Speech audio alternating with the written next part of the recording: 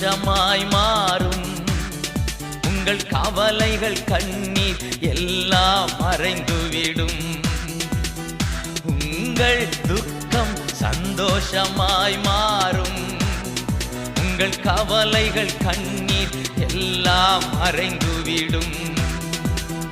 கலங்காதே மகனே, கலங்காதே மகளே, கலங்காதே மகனே, கலங்காதே மகளே.